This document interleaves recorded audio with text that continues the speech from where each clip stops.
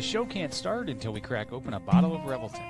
Whether it's their crisp, clean vodka, the bold spice of their rye whiskey, the rich smoothness of bourbon, or the original honey whiskey that started it all, every pour is a taste of craft and passion straight from the heart of Iowa. So pour yourself a drink, settle in, and get ready to relax, laugh, and enjoy the show.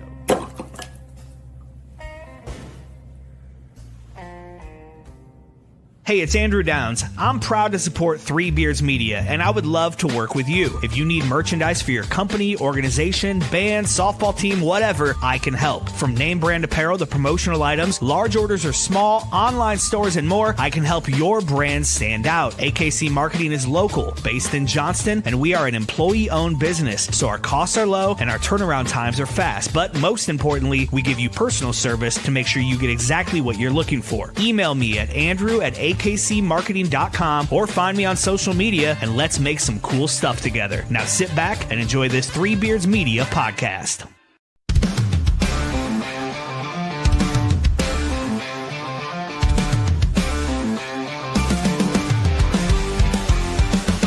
From the top of Keenan, kill the roar so loud. Black and gold waving, we're a fearless crowd. Under them lights, the fight burns bright. Greatest team assembled, ready for the fight.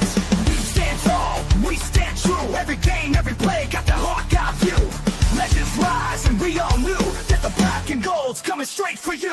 From a Hawkeye view, see the whole state rise. With a heart so strong and fire in our eyes. On the field, on the court, in the stands, we shine. The best in the game, and the state is mine. Cover Hawkeyes, working, watch them break that press. Dropping dimes, hitting threes, never second guess. Full court hustle, hit the sneaker slide. With the fight in our veins, we red at pride. We stand tall, we stand true. Every game, every play, got the Hawkeye view. Legends rise, and we all knew that the black and gold's coming straight for you. From a Hawkeye view, see the whole state rise. All right. Good evening. We are back and ready for another episode of Hawk's Eye View here. So, Drew, how's it going tonight? It's going super busy. Had our first coaches meeting for fall football this afternoon. We got CPR training tomorrow, and then like full blown practice starts on Monday. So pretty pumped for that. Jonathan's 11th birthday is today, so we're celebrating that as well. Oh, man. Yeah, I know. 5th grade, man. Awesome. Happy birthday. School's already started here, Andrew. I know it doesn't in Iowa for quite some time, but Yeah. a couple weeks anyway. So we got that going on. What else we got going on? Made a quick trip to Iowa last week. Did the Iowa State Fair on last Friday. Drove back south to Kansas City to home, our new-ish home, I guess. I don't know. Made a stop at Revelton Distillery. Noticed the new commercial there at the beginning. Who gets so mad pouring bourbon? Like, I mean, I felt like it was very aggressive pour, and then like the cubes at the end was like aggressive. It felt a little aggressive. However, the Simple Majority, which is a mix of rye, a mix of rye whiskey. Hey, Heath, I'll tell the little man you said happy birthday. Appreciate that. Simple Majority is 51% rye whiskey, 49% whatever the other one is. So I guess Rob had a history in politics in the state of Iowa. I did not know this. But it's a really cool red, white, and blue bottle. It's very tasty. That is interesting. It has a double flavor profile. It starts with something. It starts as something and then it changes at the very end. It's pretty unique. I really like it. But beautiful facility down there, Andrew, as you know. I told Chris Shipley that I felt like it was like the house setting for Clue, the movie Clue. Have you seen that? Tim Curry. Yeah, that makes sense. They give me very Clue vibes. High ceilings, very like I don't know. I guess that was a mix between like a barn and like a cathedral. Like, I don't know. It's hard to describe the place, but it's beautiful. Yeah, it's a great place. If you haven't been to Rebels and Distillery, go check it out. It's an awesome place to hang out Absolutely. anytime. So I'm not going to pretend to know anything about whiskey flavors when you're describing how the flavor changes and all that. I'm not going to pretend to know anything about that. That's fair. What I will pretend to know about is Iowa sports, Iowa Hawkeye sports. I will pretend to know something. You will pretend to know that? Yes, I will pretend to know that. That's why we're paid the big bucks, Andrew. Yeah, we also get paid the big bucks because we did a full season preview episode on Iowa football and didn't mention tight ends once. We noticed that last week. You know what? After you said that, it made me realize actually something that you know how many catches Luke Lachey had in the 2024 football season? 15. Actually, about double that. I think it was 36. Okay. But for somebody that we thought would be, the next heir apparent All-American tight end, university tight end, I'm wondering if the tight end position is not a featured outlet for Tim Lester offense. Like, is that fair? I mean, obviously Luke Lachey is a threat, and to only get him the ball 30 plus times in the whole season when, I mean, there were hopes that he could be an All-American in his 5th year. I don't know, man. Like, some of that is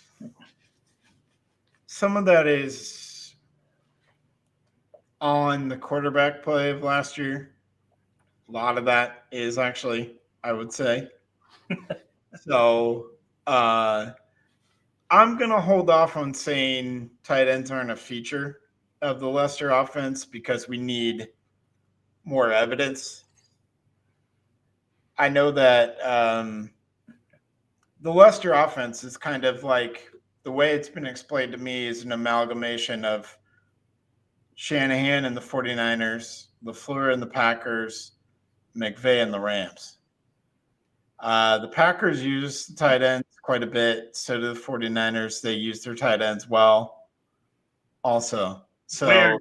The Rams are probably the ones that don't out of those three.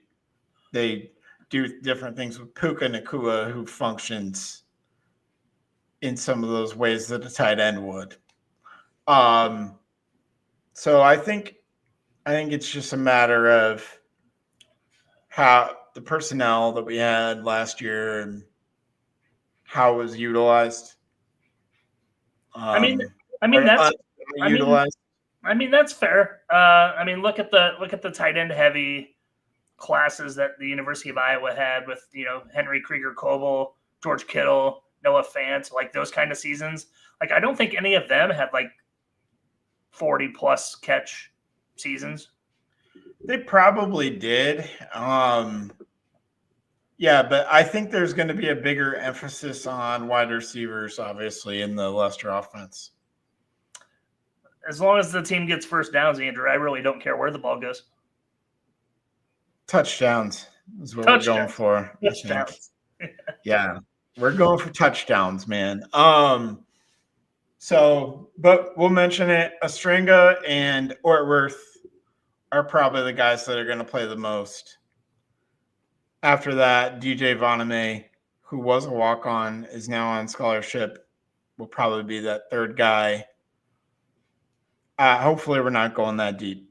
But Ortworth looked good last year because he played a bit last year after Ostrenga got hurt, actually. So I think they want to use more two tight ends this year. So we'll see that a little bit more on offense. But we'll see plenty of one tight end, 3 wide receivers. That's kind of going to be the base setup of the Iowa offense this year. So, all right, Kids Day reaction. As the episode says, I did not go. But I watched plenty of video. I read plenty of notes. I have a lot of things that I heard here. We saw a couple deep balls from Mark Gronowski. We saw deep balls from all the quarterbacks, actually.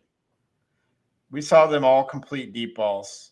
Hank Brown looked impressive, especially a back shoulder touchdown that he threw to Reese Vanderzee like right away. Looked awesome. That was a real emphasis of this practice, this Kids Day practice, was they were really trying to throw the ball downfield. I like that. And they were doing so with some success. So I like that as well. There's not a ton that you can glean from these things, right, Drew? We got to see live action like we've talked about. I think the willingness to go downfield that all the quarterbacks showed is just kind of more proof that that's what Tim Lester wants to do. That's something that he really wants to be a part of the offense, which is good. We've been missing that for years, and it seems like we have personnel to do so. So that's kind of my main takeaway on offense there. So I guess my initial question, Andrew, is the success from going deep on offense. Do you know what the scenarios were set up like? Were they ones versus ones? Were they out team versus ones, and then vice versa for defense? Like, what was the setup? It was kind of the ones, right? In these scenarios, there's a lot of guys out, like specifically TJ Hall and Jalen Watson, who are two of the top three corners, didn't practice. So we were running out there with Deshaun Lee as corner one, and Barros and Rashad Godfrey. So there's some of that out there. But commonly, the common theme out of a lot of these Kids Day things is that the offenses look putrid, right? The defense is years ahead of the offense. And there was still plenty of success by the defense, but there is success by the offense too, against a defense that knows exactly what's coming because they've seen it already, because fall camp's been going on. Right. You know? So in these kinds of scenarios, it's hard to glean a lot, especially on the offense, because the defense is so far ahead of the offense in this kind of a scenario, because they kind of know what's coming in a lot of situations. So I think, you got to take everything here with a grain of salt. You can't just say, oh man, Iowa's going to be this great deep passing team. I just think for me, it's more so the willingness and the success that we've seen in practice clips that to me signals they're going to try to do that. Gronowski's putting up some 50-50 balls right there and trusting his receivers to go get it. And guys like Vanderzee and Seth Anderson are going and getting it. So that's good, because we haven't had the quarterbacks that try to do that. We haven't had the receivers that try to go get it. Sure. That's something new that we haven't seen in a long time. So, again, backtracking to the fact that I want to see this in live ball against a different opponent, right? Mm-hmm. Because, like you said, going into last week's episode, they're only going to show us what they want us to see, right? Like, I look at it as like a I don't know, a politician campaign, right? We want to see downfield passes complete. We want to see different wrinkles that the offense hasn't shown in 2 decades. We want to see this, that, the other. Hype up the fan base, stuff like that, like what we actually get, come September might not necessarily look like that. But like you said, the willingness, let's see a real opponent on the other side of the ball and see if we're actually going to take those chances in game scenarios, not just kind of like I don't want to call it a false facade, but I want to call it, you know what I mean? Like you want to show the crowd there something to be excited about. Yeah. I think it's good that we're trying to show that. That's just where I'm coming from. Sure. Another thing is the offense is probably working. They were working primarily out of shotgun, right? We weren't looking at a lot of under center stuff. And they were working primarily out of the pocket. So I think they were really trying to get the quarterbacks to develop in the pocket. But a big part of Gronowski's game is he can throw on the run. And so we'll see him kind of escape that pocket and make throws on the run and make plays on the run that we haven't seen before too. So to me, it was good signal that he can make plays from the pocket, but he can also make plays on the run because we have seen that in his career.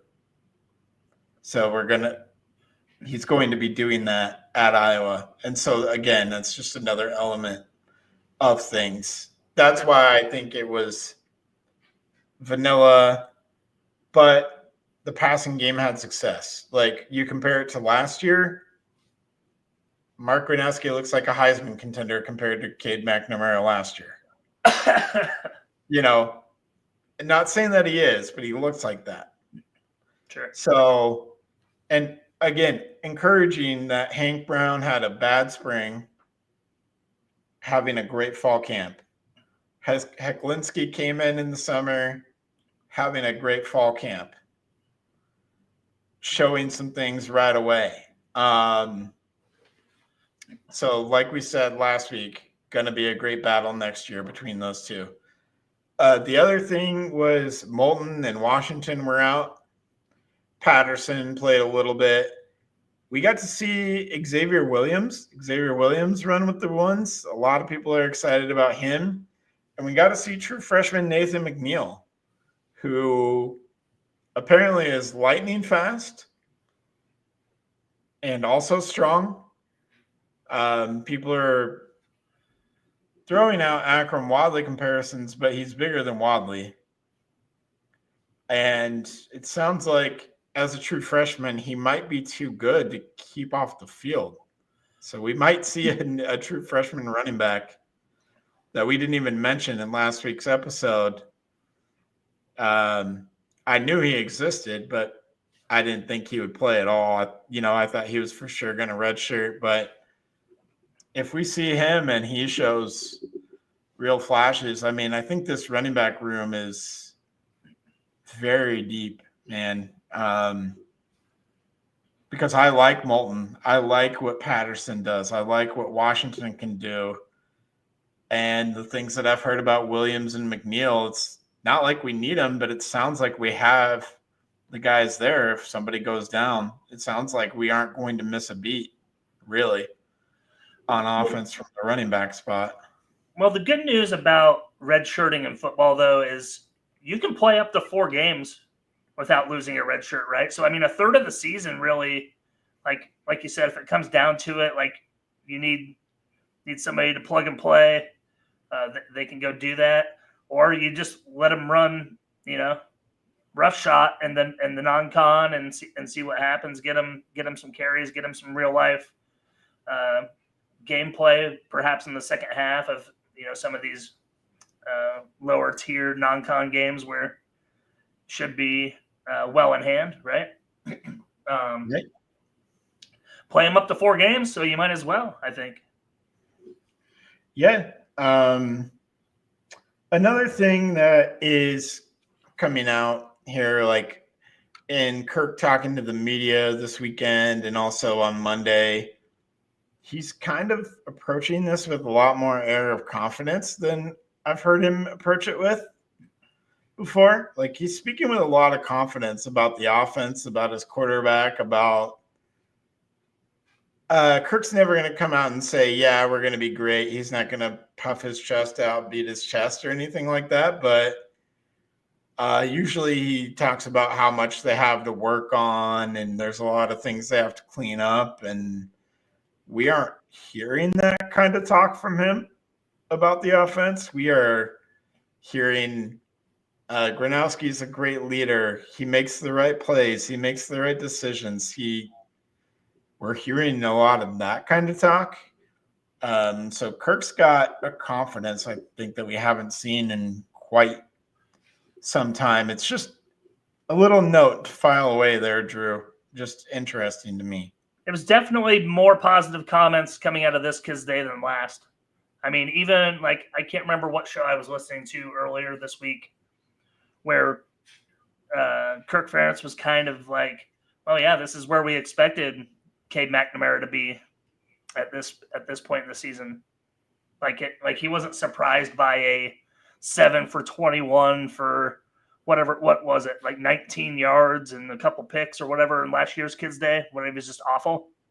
Is that what he was? Something like that? Yeah, something like that, man. It was bad. And there was some post-practice comments of like, yeah, that's where we expected Cade McNamara to be at this point in the season. Like, so you're saying quarterback play this season is going to suck? Yeah. You know, he was kind of non-committal, but it sounds like his comments this go around is more positive and more pointed towards more constructive feedback, I guess. Yeah. Also, kind of something that piqued my interest too was the BTN guys. The way that they were talking about Iowa was different because so they visited Iowa and then they visited Wisconsin. So I kind of compared the way they talked about Wisconsin versus the way they talked about Iowa.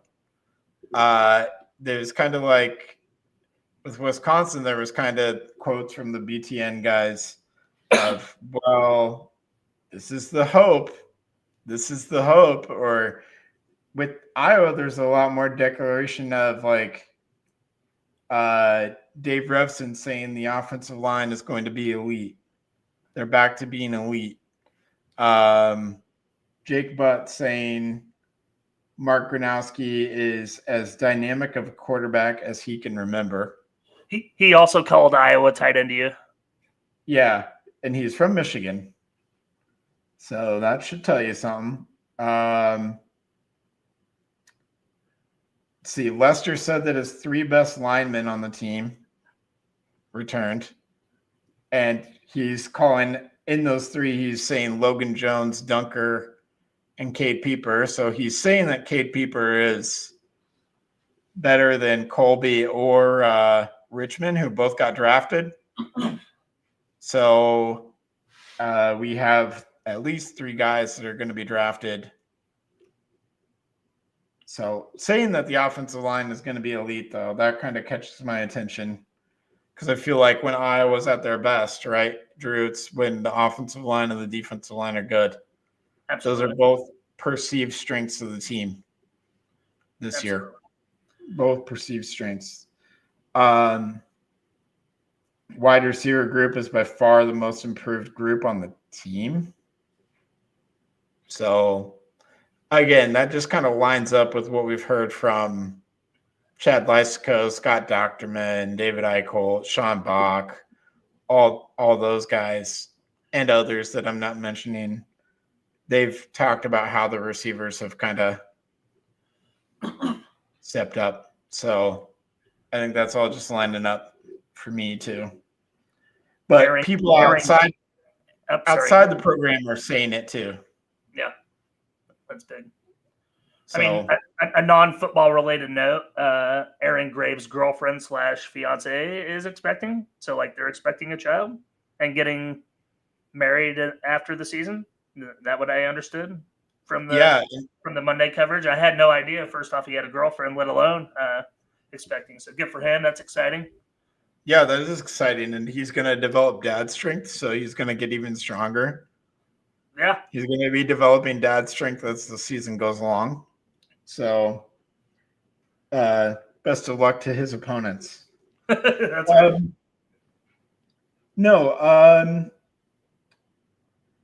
That was some really good stuff that I took away. And yeah, the BTN guys raved about Nathan McNeil. So did Kirk Ferentz. He said that he's impressed all of us. So Kirk was some high praise for a true freshman there. I was reading that Reese Dakin was booting bombs from his own 5-yard line to the opposing 15-yard line. Oh, yeah. If it's a nice day like it was on Kids Day, if the weather conditions are ripe, he's going to bomb a 60-yarder in a game this year. Oh, easily. Yeah, for sure. He's going to bomb a 60 net yard punt. Hopefully we have the coverage. Yeah. We'll be okay there. I feel like LeVar Woods is always going to figure that out, so I'm not too worried about that. But one thing that I got wrong last week, I kept saying that Xavier Nwankpa is switching to strong safety. No, he's switching to free safety. Oh, That's where he naturally played in high school. all right. And I think Cohen Entringer is going to start at the cash. Cohen Entringer has been making a lot of plays. I think he's going to be a guy that makes a lot of plays. I think Kids Day, the BTN coverage, just everything that I've heard has just reinforced that. Lutmer, I didn't realize this, but he's going to play strong safety, but I didn't realize that he's like 6 feet tall, which is a little bit tall for a strong safety. I don't really think of it that way because I think of it in like basketball height for some reason. Right. But shout out to the ANF podcast guys. Have you heard of them? I have. Yeah. Yeah, they follow us, so shout out to them. But I was listening to their season preview, and they were talking about Lutmer and saying that he has like a 40-inch vert and is 6 feet tall.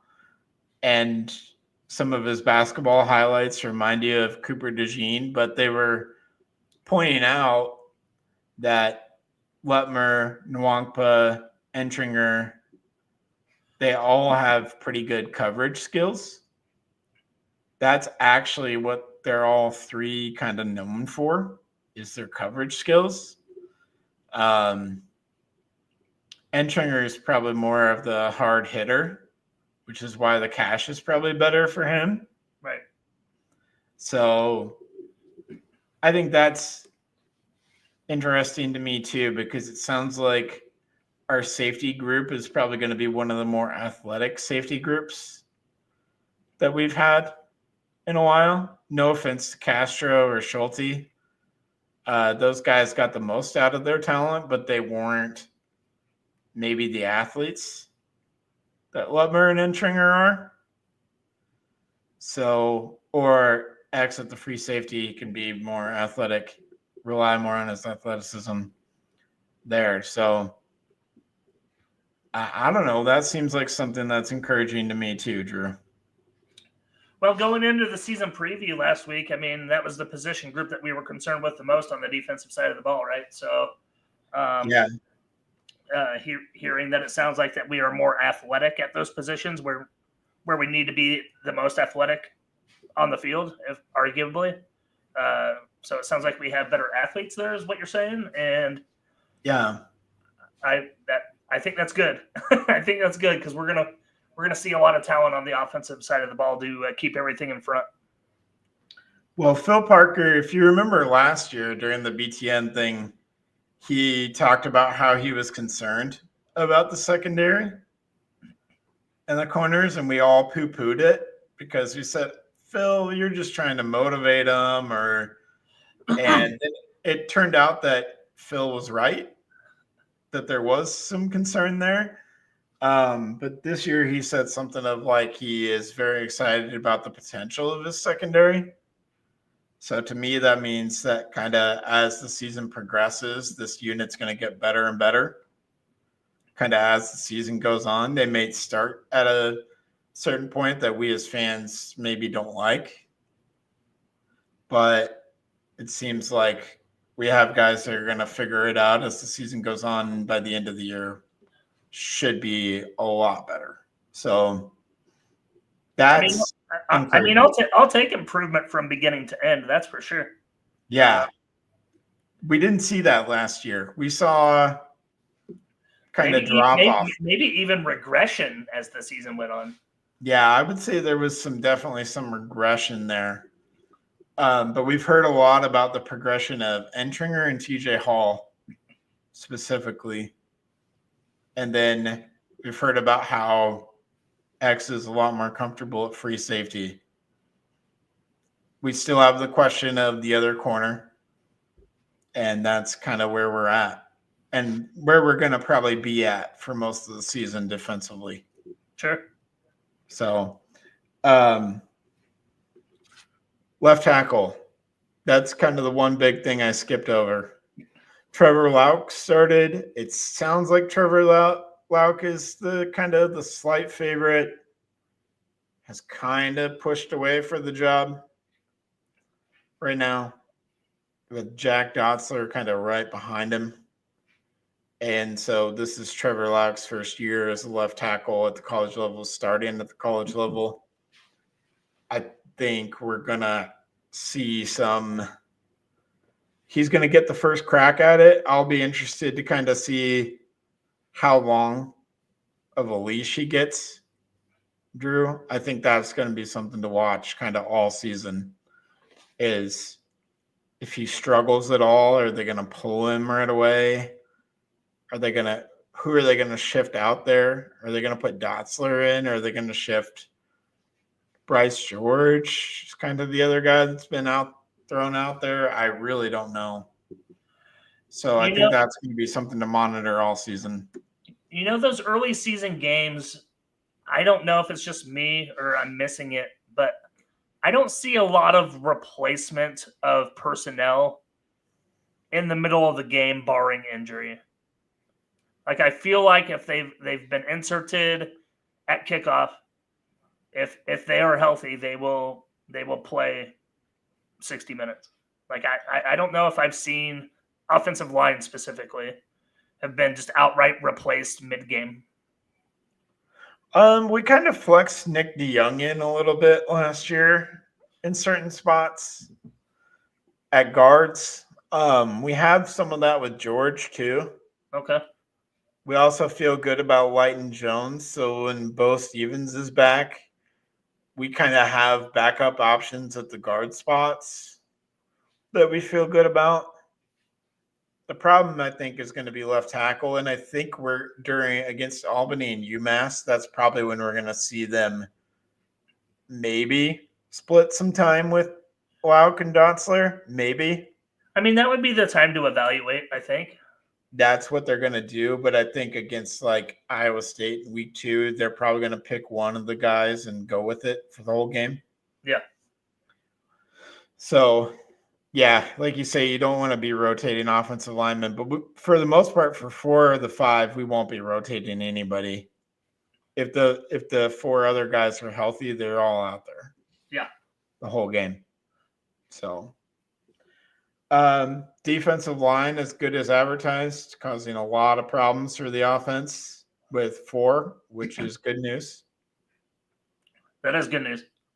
Yeah. So one thing that I didn't realize last year is that Llewellyn and Herkett played a lot of snaps because we just didn't have the depth behind them. We didn't have the depth to cover that and keep those guys fresh. Yeah. This year, I think we have more guys who are ready. And we brought in a couple of transfer defensive linemen on the interior there too. We can go 8-9 deep and feel good about it. I think that's going to be something to watch because we couldn't get pressure late in the year because Llewellyn and Herkett had played 80+% of the snaps. Right. Which is not common at the college level anymore. Like you have to go deep if you're gonna have a sustained pass rush with 4 guys, which we need. Right. You got to get fresh gassed folks in there on obvious obvious passing downs, get pressure to the quarterback. 100%. Yeah. So that's going to be kind of a big storyline to watch. All right. Drew, you got anything else that you heard about Kids Day or anything like that you want to bring up? I don't think so. No. All right. Let's take a quick break. We'll come back and we'll talk a little bit more and then we'll wrap it up. Making great tasting bourbon requires the perfect combination of ingredients, conditions, and time.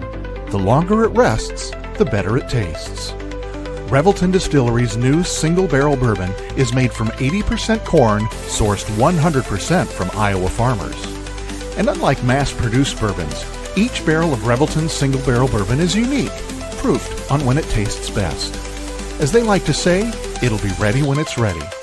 And to ensure the highest standards of quality and flavor, owners Rob and Christy Taylor oversee the production and bottling.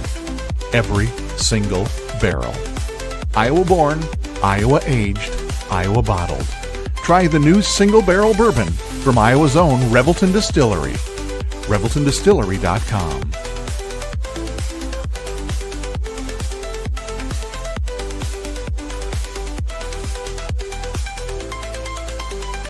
Whether you're buying, selling, or refinancing your home, or if it's simply time to renovate the one you're already living in, you need an experienced mortgage professional to help you analyze your financing options and to make sure the closing goes smoothly. And that's exactly what you get when you call Kyle Lehman at Wintrust Mortgage. Kyle's experience and expertise, coupled with Wintrust's rates and programs, ensures you'll get the mortgage that's right for you. You may even qualify for down payment assistance. Before you reach out to a realtor, call Kyle and get pre-qualified, empowering you to start shopping for the home of your dreams. Call Kyle at 515-473-0546. Kyle Lehman Wintrust Mortgage, 515-473-0546.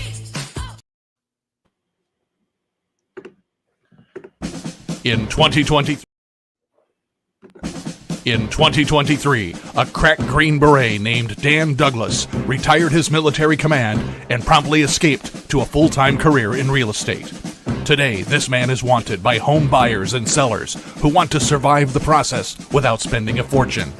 If you have a home to sell or want to buy one, maybe you can hire Dan Douglas at Green Beret Realty. You can find him at greenberetrealty.com. greenberetrealty.com. All right. Welcome back in, Drew. And sorry, had a little technical difficulty with the ads there. We're still in the preseason. We're still in Yeah, camp. I'm in preseason mode. I apologize, everybody. Trying to get it back into a regular season mode. Even we got to go through fall camp in the podcasting world. So that's where we're at.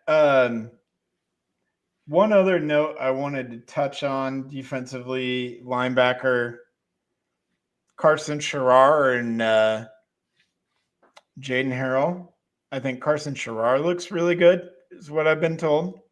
Jaden Harrell's done an adequate job, so that's going to be kind of another spot to kind of watch all year. So we talked about that in our season preview. I think the questions kind of remain after this weekend. Those questions will probably remain for most of the season, Drew. I think there will be. That's kind of going to be a spot, again, like we talked about with cornerback 2, left tackle, and the linebackers. Those are kind of going to be question marks that are going to have to be answered as kind of the season goes on. Yeah, I'm not wildly positive about the word adequate at linebacker at the University of Iowa, but, I mean. If you're going to pick a spot to be weak in football, I think linebacker is probably the spot where you can get away with it the most.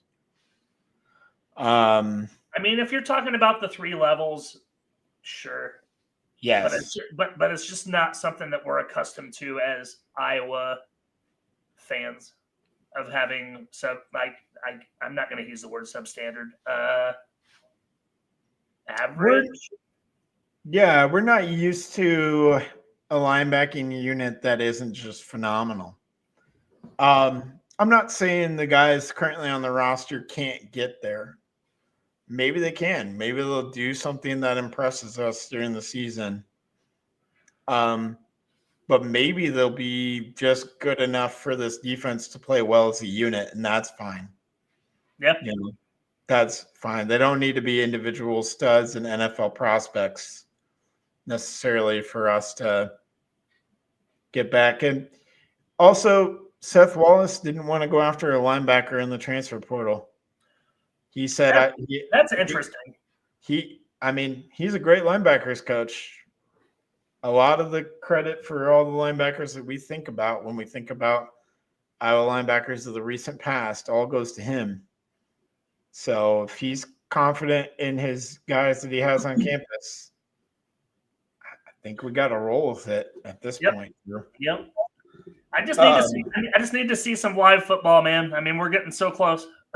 We're getting so close. I know we are only 17 days out from Iowa football. Only. But it's going to feel like the longest 17 days of our lives. Yeah. So this time of year kind of always does. What did you think? Sorry, I kind of wanted to shift gears on you. Just, I don't know, maybe blindsiding you. AP poll came out this week. Any surprises, disappointments? Can we ban these? Can the we just preseason ban polls? all these preseason polls? Can we just get rid of them? I mean,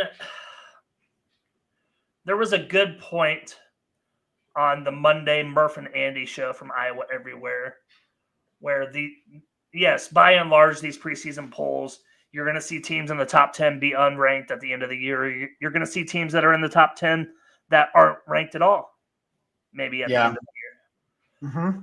Mm-hmm.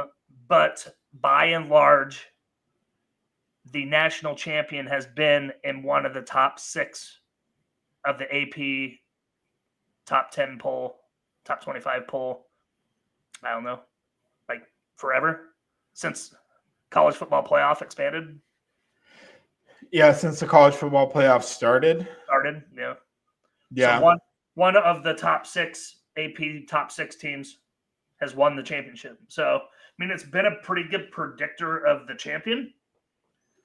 But all the nonsense to get there, the parody that makes college football great. I mean, I don't want to mess with it. So, like, I'm good with the poll. It gets something to talk about. I don't agree with somehow Iowa is 41st when you're talking about others in the vote. Yeah. Behind Army, behind Navy, which, I mean, I love Army, so I'm good with that. But Nebraska, like some of the programs that are in front of Iowa, it makes no fucking sense whatsoever. Programs that we have owned over the last 10 years. Yeah. I think Wisconsin even ahead of them in there? Wow. If that's true, that is just, I haven't looked that deep I'd have to look at the other vote section again, but yeah. There's some teams in there that have no business being ahead of Iowa, but whatever. I mean, Iowa goes and proves it on the field, or they don't, you know? So, yeah. I mean, I think there's a lot of positive things going into the season, and we'll see how it shakes out. Like we did in our preseason preview, if they do what they think we're going to, you know, if they do what we think they're going to do, they start the season 6-0, going into Penn State, right? So let's see what happens at that point. Yeah. Another podcast I listen to that does previews for every college football team, SGPN. I don't know if you've heard of these, the sports gambling. I have not heard this one, no. They're friends of Rob Donaldson. If you've heard of Rob Donaldson, who's been on KXNO, and I have. Yeah, they're interesting to listen to. They do previews of all 136 FBS teams. They did one on Iowa. I listened to it, and one of them's a West Virginia fan, and the other one is, I believe, a Penn State fan. Penn State guy had us going 10-2, beating Penn State and Oregon at home. And the other one had us going 9-3, but also beating Penn State and Oregon at home. They both had us losing to Rutgers. They Man, posted that's a weird, the East Coast swing on a Friday. That's a Friday night game that we talked about previously, right? Yeah. Yeah, it's ugly. But would you be cool with that kind of a thing? Losing to Rutgers, losing to Iowa State, if it means home wins against Penn State and Oregon? Because as they put it, and I guess they didn't really realize this, kind of with how the scheduling breaks, if we beat both Penn State and Oregon, and Indiana, there's a kind of a scenario where we could end up in the Big Ten championship there because we would hold some tiebreakers. The Big Ten is just so big now, Andrew. Who knows how it's going to pan out? Like USC out. Does USC rebound under Lincoln Riley? Right. What does Michigan look like this year? Well, I expect them to rebound. I mean, they're not going to be a 7-5, 6-6 team again, I don't think.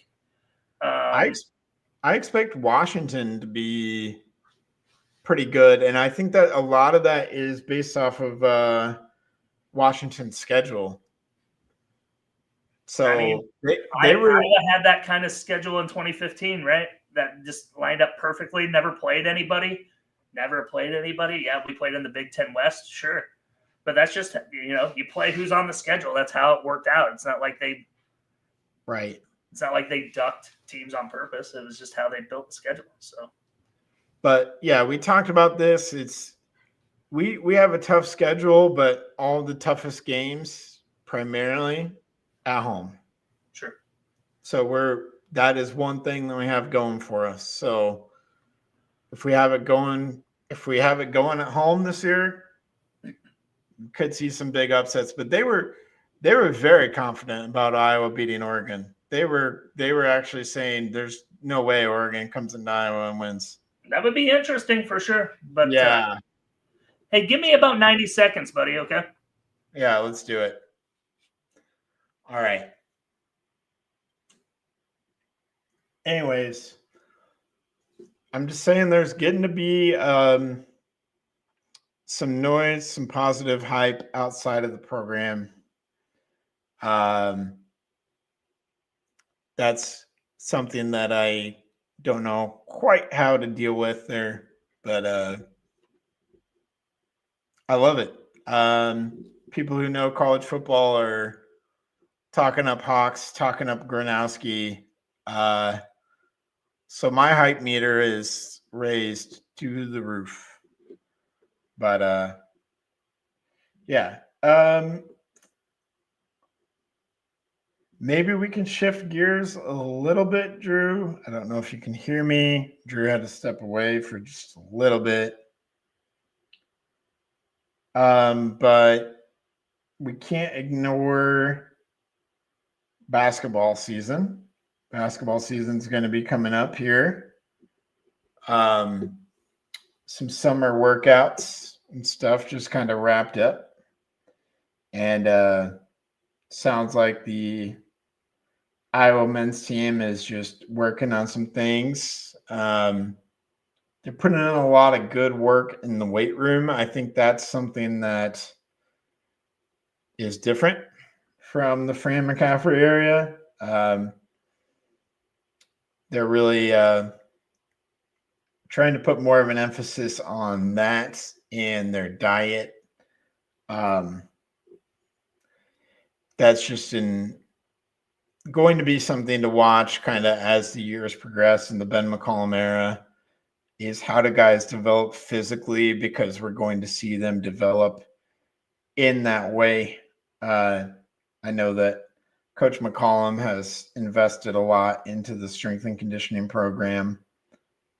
So that's, that's interesting. Drew, I don't know if you could hear me. You're back. I am back. I don't know if you could hear me at all. I shifted gears a little bit. We're talking a little bit of men's basketball offseason chatter. Was just kind of opining on, sounds like strength and conditioning has been a big emphasis this summer for the team, and diet and all those kinds of things. They brought in Logan Ogden, who I believe was working with Utah previously as a strength and conditioning coach. And so they brought him in to be Iowa's strength and conditioning coach.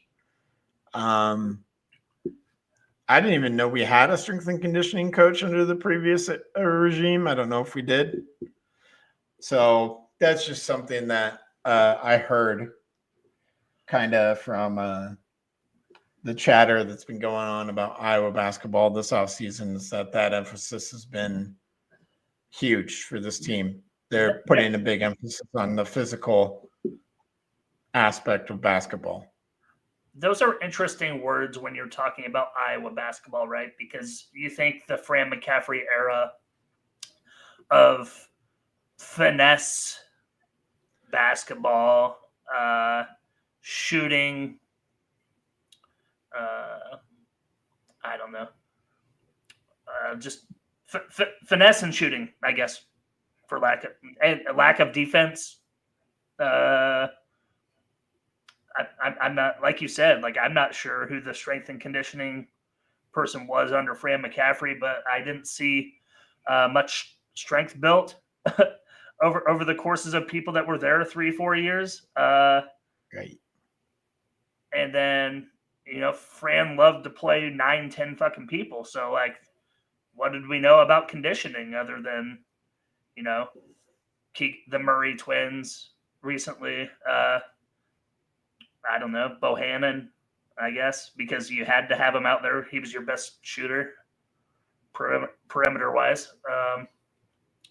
So, I mean, yeah, I'm not sure how much that position was utilized under the Fran McCaffrey era, but I guess I've heard comments from, what was it, Cooper Koch was saying is not familiar with puking at practice under Ben McCollum, something along the lines of that.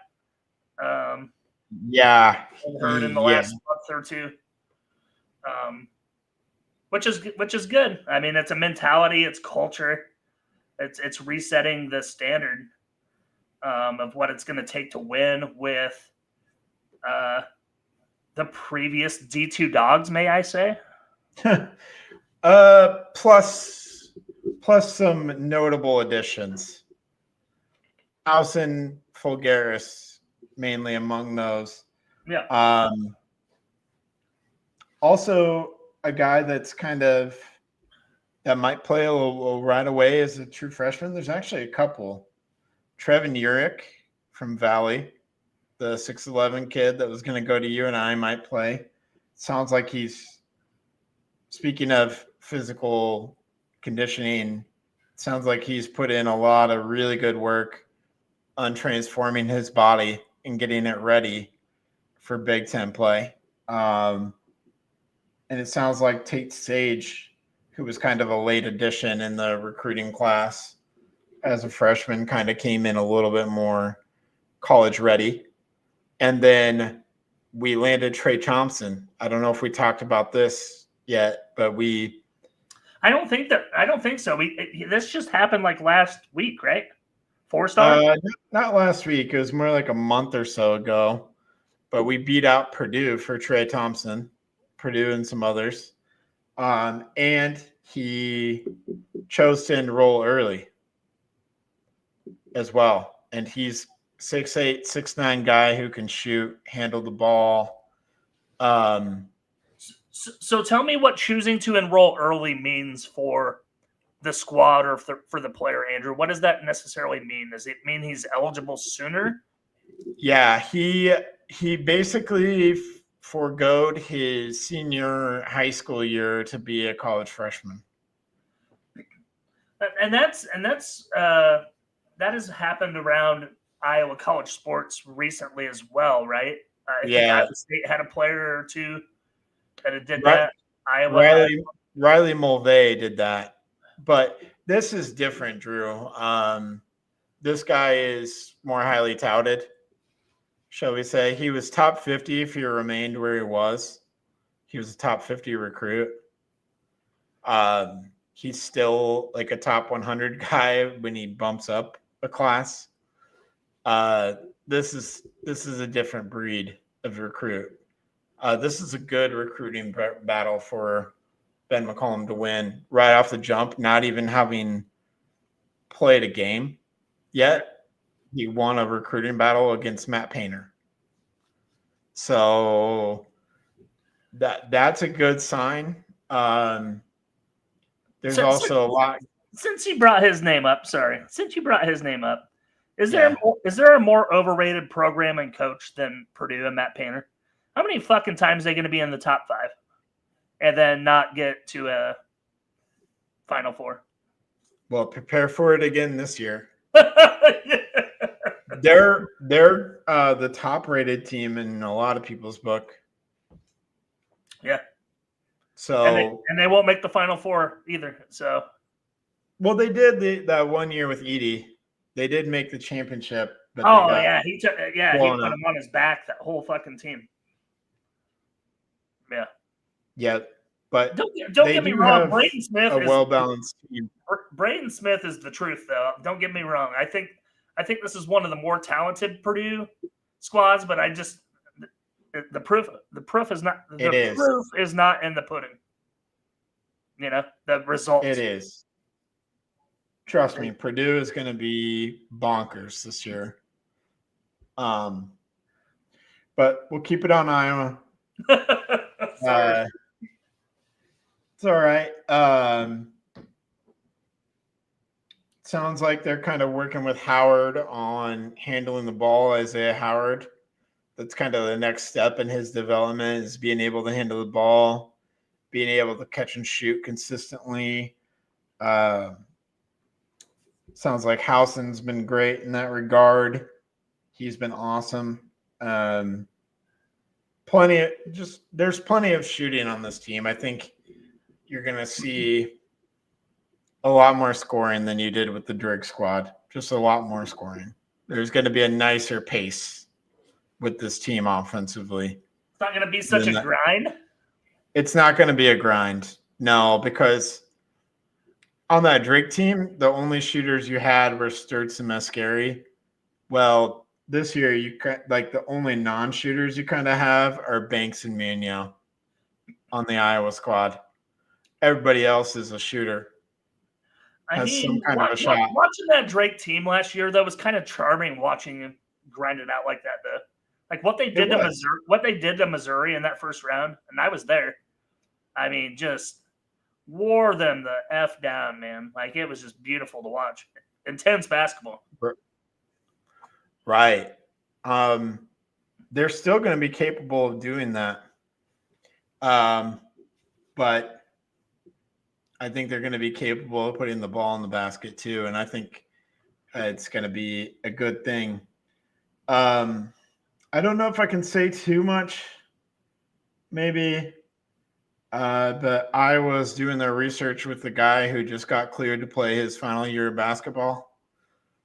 He had to go for a waiver to get one more year of basketball. And why?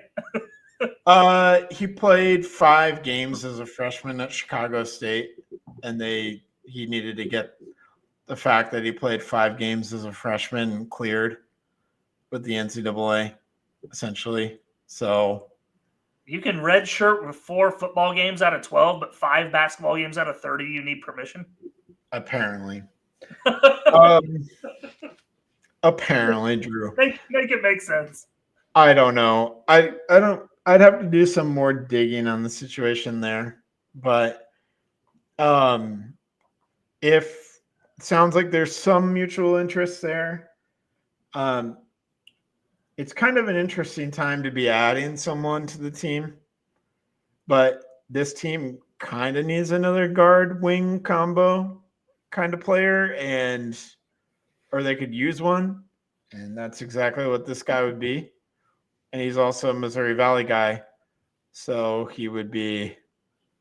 The staff has some familiarity with him. He wasn't on the Drake squad, but Sure. the staff has some familiarity with him too. So keep an eye out for that. It's just an interesting time too, because like all the NIL money for college basketball has basically been spent. So it's not like this guy's going to have to find the right fit for him, because the right fit for him to shine in his final year, because I mean, are there a lot of interested parties? Do you know, like what's like the prospects? I don't know any of that yet. But there could be plenty of interested parties, I think. I think there could be a lot of teams of Iowa's caliber that would be interested in a guy like this. So Okay. that is I'm not saying we're going to get this guy, but if we do, it'll just kind of add to the depth of this year's squad. So in a good way, and it will probably provide a little bit of that scoring punch off the bench, maybe. Okay. Or he could start. It depends on what McCollum would want to do, but I could see him coming off the bench and kind of being an instant offense off the bench kind of guy that would help this team out tremendously, I think. I mean, there's so many. But I mean, just the construction of this 2025-2026 basketball team is just fascinating to me, and I want to see how it's all put together over 40 minutes. Like, I just want to see, just like football, really. Like, I just want to see how it gels, what the ceiling can look like, what the floor can look like. I mean, Andy Katz, like I said last week, had this team 15th in the power rankings of 18 in the Big Ten. That's nonsense. yeah, especially when, I went back at him and said, it's only happened a few times in the Fran McCaffrey era. So if you think that Ben McCollum is a better coach than Fran McCaffrey, then that alone is enough to put him in the top half. Yeah. You got that alone. Not even factoring in anything else.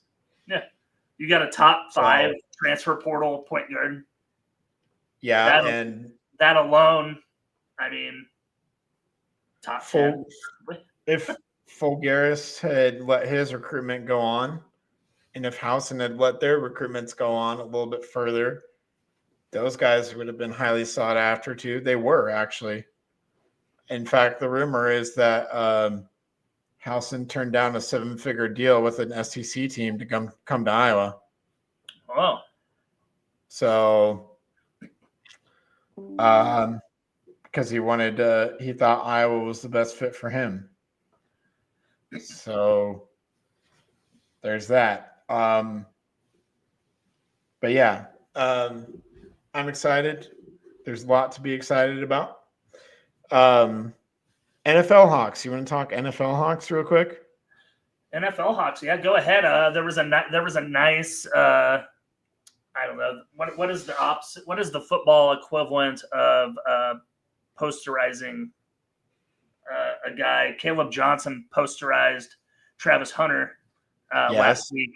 That was beautiful. Stiff arm right into the freaking grass. Yeah, that was nice. I would like to see what the futures look like on rookies of the year, because I bet Caleb Johnson's probably somewhere in the top 10 offensive rookie of the year. Yep.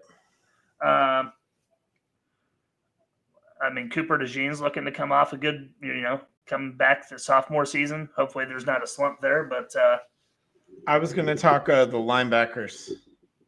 Well, please do. The top 2 rated linebackers in preseason week 1 in terms of grade were Nick Jackson and Jay Higgins. The top 2. I did not know that. Yeah, they each had phenomenal games. They each had an interception for their respective squads. So was this PFF rankings? PFF grades, top 2, week 1. Nick Jackson and Jay Higgins. So Yeah. just wanted to throw that out there. All right. Well, I tried to keep it with the rookies then. The Caleb Johnson stiff arm was that applied there. Yep. So Yeah.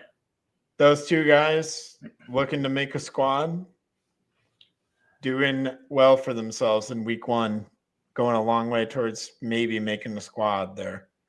Where are they playing respectively? Tampa Bay for Nick Jackson, I think, and Baltimore for Jay Higgins. That sounds like a good pairing for Jay Higgins, Baltimore. Jay Higgins recorded an interception before TJ Tampa. TJ Tampa was what, a 3rd-round pick of the Ravens last year? Yep.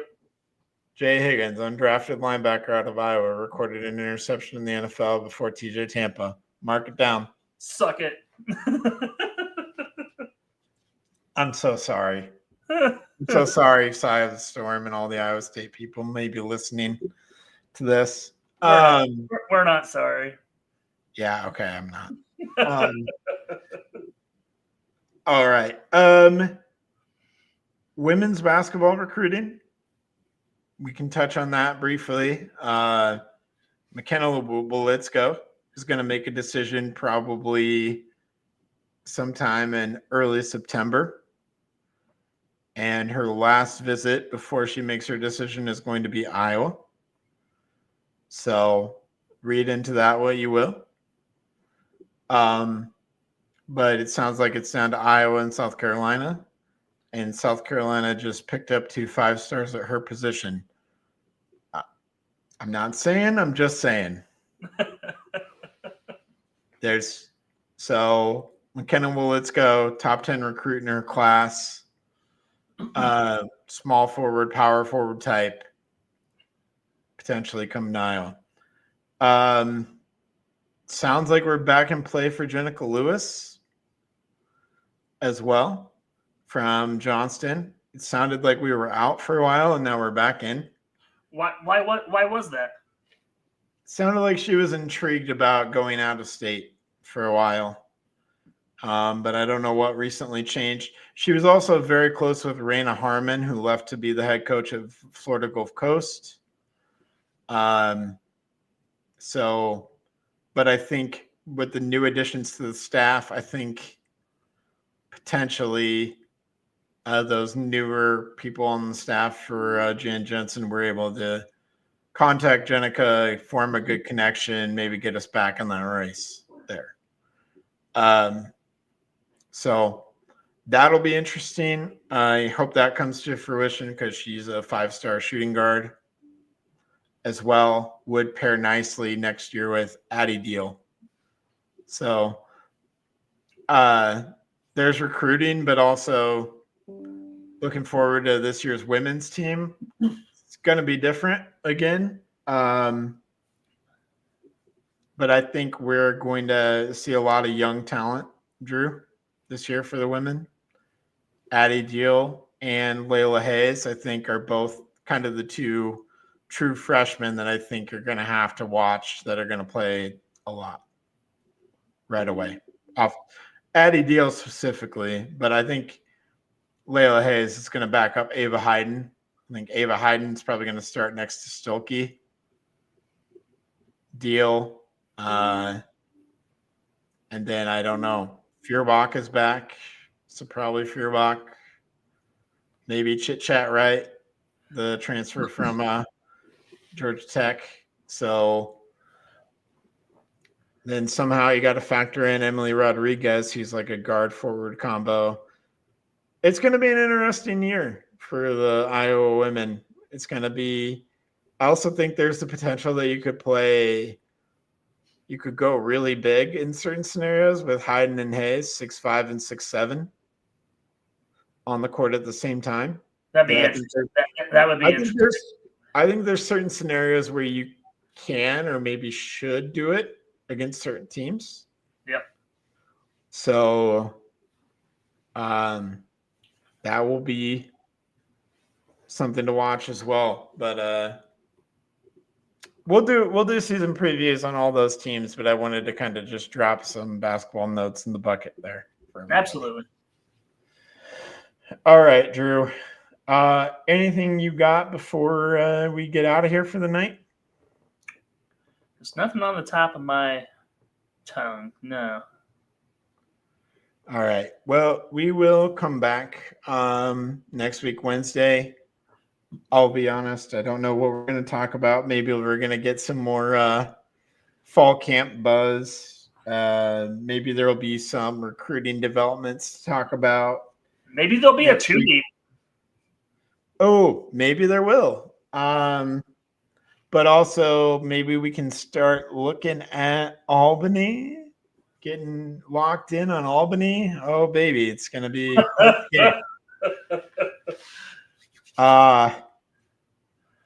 no. Apparently what I heard today was Albany's coach left to be a defensive assistant at Penn State. Oh. And he left late in the game, and a lot of guys left as a result.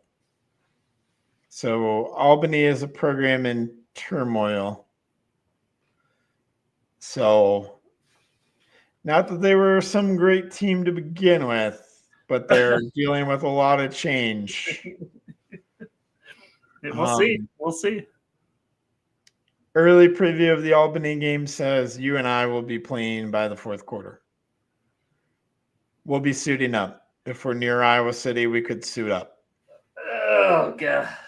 Man, I don't think anybody wants that. Nobody wants it, but it could happen. Oh, all right. Here we go. Seth Anderson's locked down the number 3 spot. That's another. So fire up the Seth Anderson hype train one more time. One more time, baby. Let's do it. It's real this time. For about 6 quarters.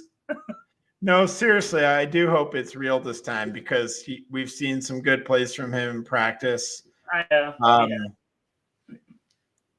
It would be nice if it's very real this time. So, Yeah.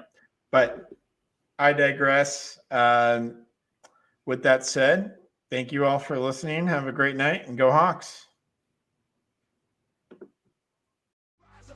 Talking football, talking hoops, every sport in between. IOWA, yeah, you know what I mean. From a hawk's eye view, see the whole state rise. With a heart so strong